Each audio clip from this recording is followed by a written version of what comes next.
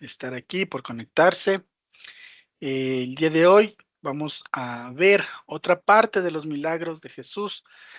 Terminamos ya toda esa sección larga, extensa de los milagros de Jesús con respecto a la sanidad, ¿no es cierto? Con respecto a personas que estaban pasando una dolencia y Jesús intervino para poder traer sanación a sus cuerpos.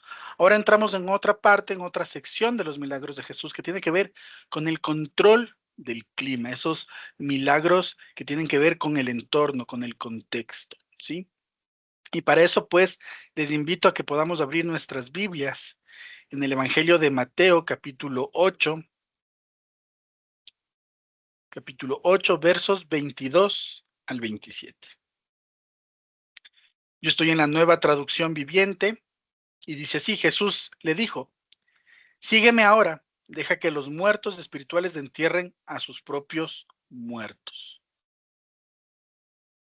Verso 23. Luego Jesús entró en la barca y comenzó a cruzar el lago con sus discípulos. De repente se desató sobre el lago una fuerte tormenta, con las olas que entraban en la barca, pero Jesús dormía. Los discípulos fueron a despertarlo, perdón. Señor, sálvanos, nos vamos a ahogar, gritaron. ¿Por qué tienen miedo?, preguntó Jesús. ¿Tienen tan poca fe? Entonces se levantó y reprendió al viento y a las olas y, de repente, hubo una gran calma. Los discípulos quedaron asombrados y preguntaron, ¿quién es este hombre? Hasta el viento y las olas lo obedecen. Interesante forma de comenzar quizás esta semana, no tomando en cuenta el hecho de que se asemeja probablemente a muchas de las circunstancias que nosotros estamos viviendo, ¿no es cierto? A muchas de las cosas que nosotros pasamos día a día. Hay momentos en la vida en los que sentimos que todo marcha bien hasta que, sin previo aviso, aparece una tormenta, un diagnóstico inesperado, una crisis económica, un conflicto familiar o una pérdida puede cambiar el panorama en cuestión de horas. Los discípulos también experimentaron algo similar. Habían dejado la orilla obedeciendo a Jesús. No estaban fuera de su voluntad. Estaban exactamente donde Él les había dicho que estuvieran. Sin embargo, mientras cruzaban el mar, una gran tempestad los sorprendió. Este relato nos enseña que la presencia de Cristo en la barca no siempre significa ausencia de problemas, sino una garantía de que nuestras circunstancias no tendrán la última palabra.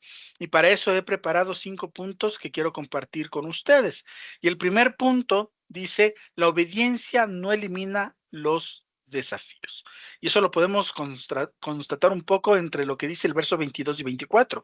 Y entrando él en la barca, sus discípulos le siguieron. Los discípulos no llegaron a la tormenta por desobediencia, fueron al mar porque siguieron a Jesús. Muchas veces pensamos que si estamos haciendo la voluntad de Dios, todo será sencillo. Sin embargo, la Biblia nos muestra lo contrario. Los hombres y mujeres que caminaron con Dios enfrentaron pruebas constantes. La fe verdadera no se demuestra cuando todo marcha bien, sino cuando seguimos confiando, aunque el panorama se vuelva incierto.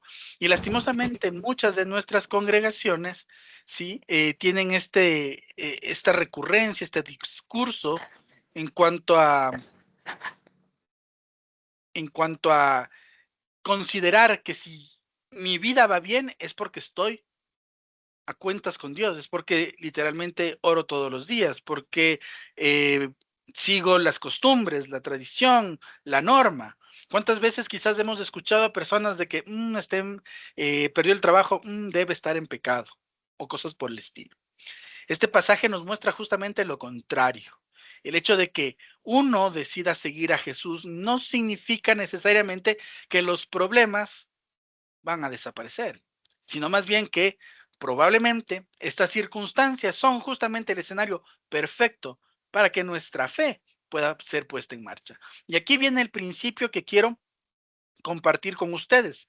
La voluntad de Dios no siempre nos conduce por caminos cómodos, pero sí por caminos seguros.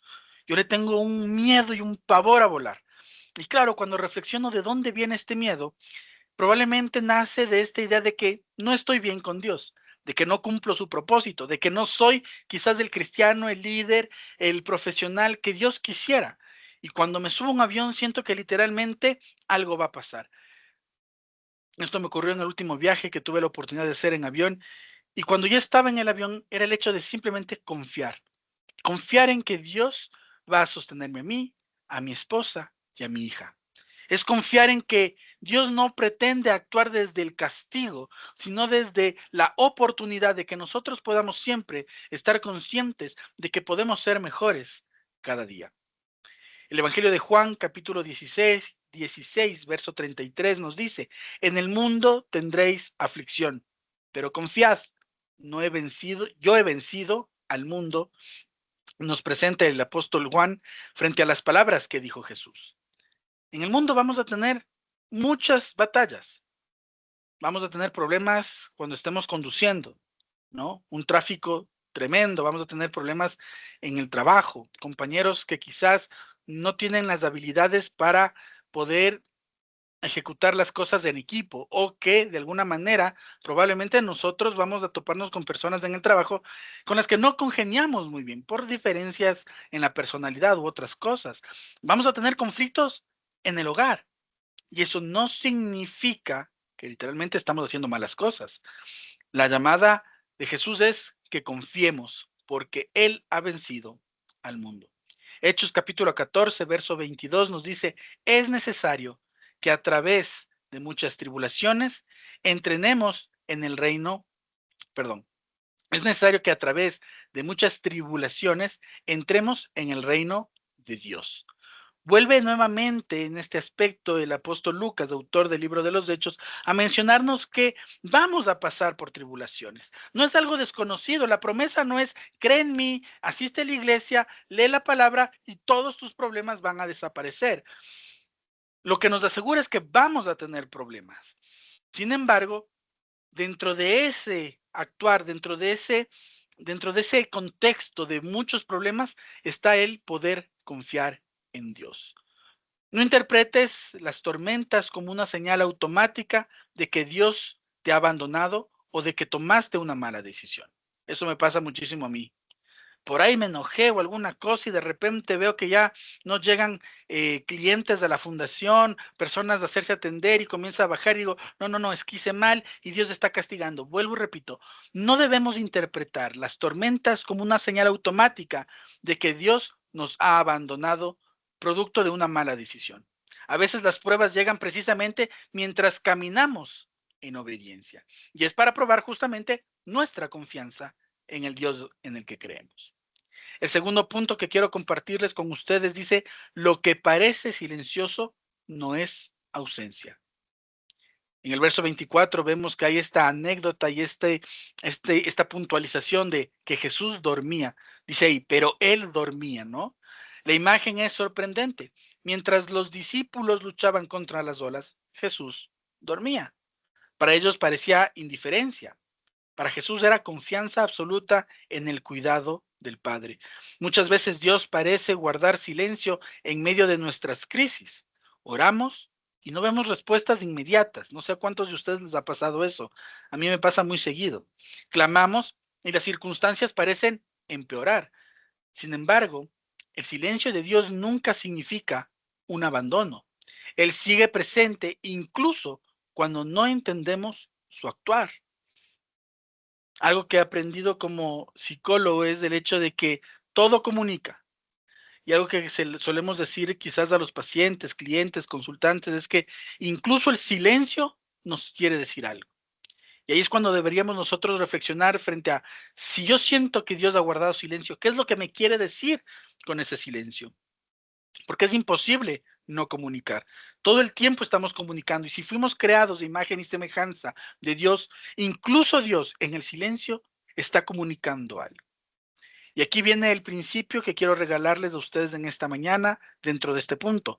La fe madura aprende a confiar en la presencia de Dios aun cuando no percibe su intervención inmediata.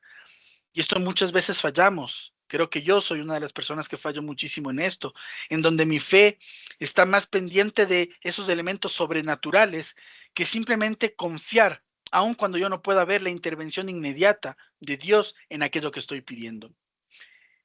El profeta Isaías en el capítulo 41, verso 10 nos recuerda, no temas porque yo estoy contigo.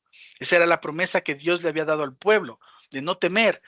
No significa que no debes preocuparte por las circunstancias, no significa que no deben haber emociones naturales por la situación compleja en la que te encuentras, pero es también el poder de alguna manera asimilar el hecho de que Dios está con nosotros. Y esa es la garantía de poder decir, tengo paz, a pesar de que estoy atravesando estas circunstancias. Hebreos capítulo 13, verso 5 nos dice, no te dejaré ni te desampararé. Eso es algo valioso para cada uno de nosotros. Una promesa hermosa de parte de nuestro Dios de no ser abandonados. Quizás hoy sientas que Dios está callado, pero tu silencio no cancela, perdón, pero su silencio no cancela sus promesas. Él permanece en la barca con nosotros, a nuestro lado. Y esto me abre paso para poder tratar el tercer punto que quiero presentarles en esta mañana. El temor revela dónde está puesta nuestra confianza.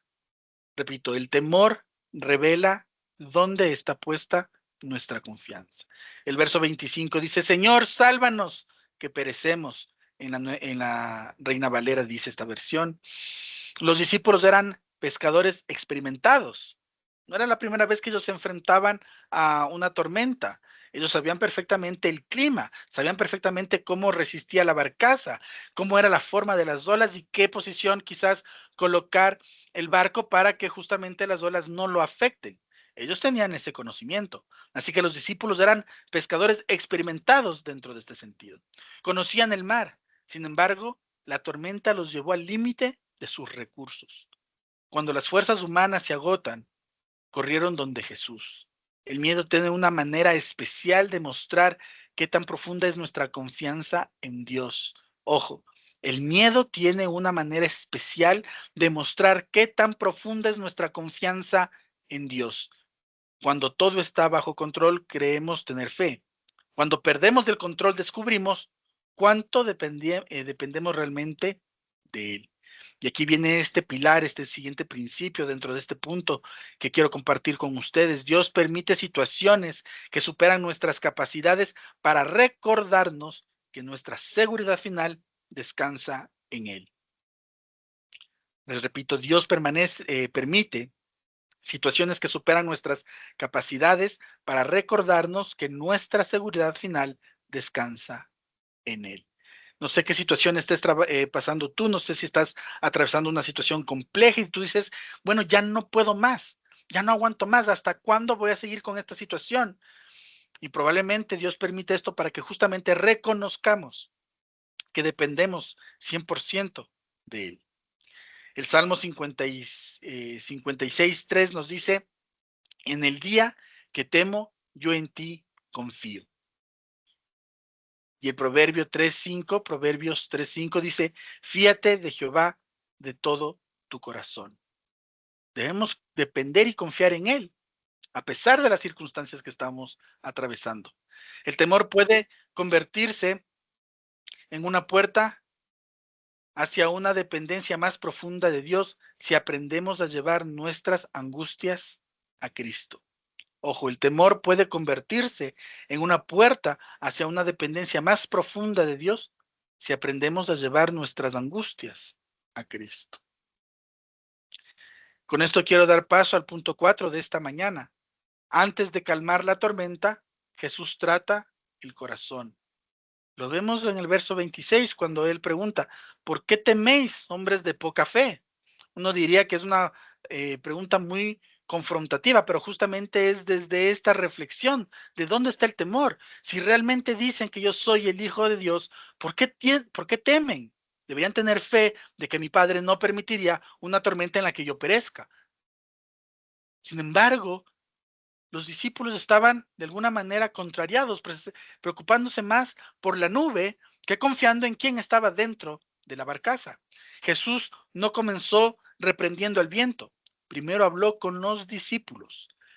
El mayor problema no eran las olas, era la poca fe que dominaban sus corazones. A veces nosotros queremos que Dios ya actúe en nuestro contexto, pero recordemos que, de acuerdo a este ejemplo o de acuerdo a esta anécdota escrita en la Biblia, Jesús primero habló con los discípulos. Y a veces creo que Dios hace lo mismo hoy en día. Creo que Dios y Jesús tratan siempre de hablar primero a nosotros para luego comenzar a dar órdenes hacia nuestro contexto, para acomodar las piezas.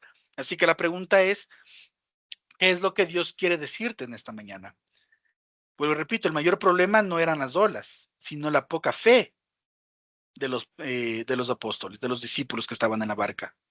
Muchas veces queremos que Dios eh, cambie nuestras circunstancias, mientras Él quiere transformar nuestra manera de confiar. La tormenta exterior era fuerte, pero la tormenta interior era aún más peligrosa, porque era una tormenta en donde la persona no estaba consciente de en quién confiar. Y aquí viene otro principio, de acuerdo a este punto que quiero compartir con ustedes. Dios está más interesado en formar nuestro carácter que en simplemente mejorar nuestras circunstancias. El Salmo 1, del 2 al 4 y Romanos capítulo 5, del 3 al 5, de alguna manera nos recuerdan justamente estos elementos que estamos tratando en este punto. Así que pregunta, no solo hoy, Señor, ¿cuándo quitarás esta prueba? Sino también pregunta, Señor, ¿qué quieres enseñarme mediante ella? No nos enfoquemos solamente en cuándo la tormenta va a pasar, sino también enfoquémonos en qué es lo que nos quiere decir dentro de esta tormenta. Y esto me abre paso al último punto que quiero compartir con ustedes en esta mañana. Las crisis son escenarios donde Cristo se revela con mayor claridad. Lo vemos en el verso 26 y 27. Y los hombres se maravillaron diciendo, ¿qué hombre es este que aun los vientos y el mar le obedecen? Después de la calma, los discípulos terminaron con una comprensión más profunda acerca de Jesús. Entraron en la barca conociendo a un maestro, salieron maravillados ante el Señor de la creación. La tormenta se convirtió en un aula donde aprendieron algo que no habrían aprendido en aguas tranquilas.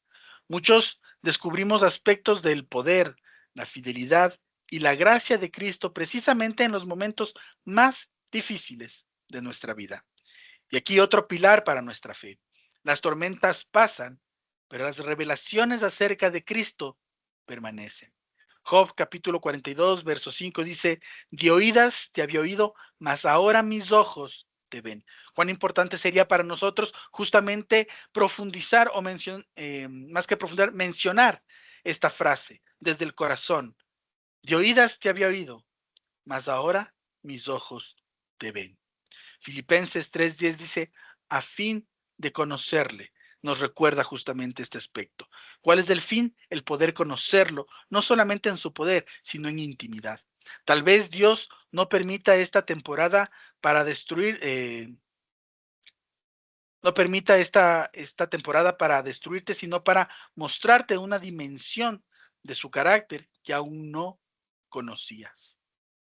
Y a la manera de conclusión, quiero decirles que la calma no fue el mayor milagro que hizo Jesús.